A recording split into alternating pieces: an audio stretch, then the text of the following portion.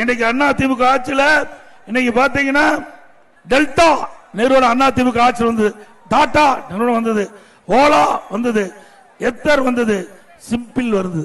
எவ்வளவு நிறுவனங்கள் அண்ணா திமுக ஆட்சியில வந்து பல லட்சம் பேருக்கு வேலை வாய்ப்பு உருவாக்கி தந்த அரசாங்கம் அண்ணா திமுக அரசாங்கம்.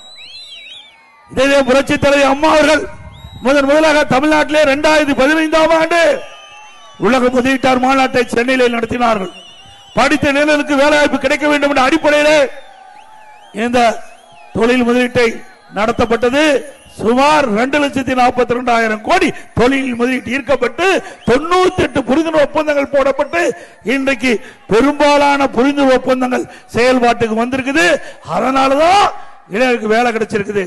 அம்மா வழியிலே வந்து அம்மாவுடைய அரசாங்கம் 2019 ஜனவரி மாசம் சென்னையில் தொழில் முதலீட்டாளர் மாநாட்டை நடத்தணும்.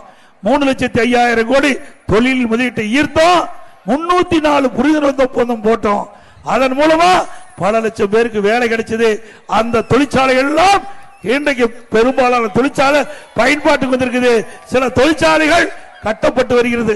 இது அதிமுக ஆட்சியில் இருக்கும் போது கொண்டு வரப்பட்ட செயல்பாடுகள்.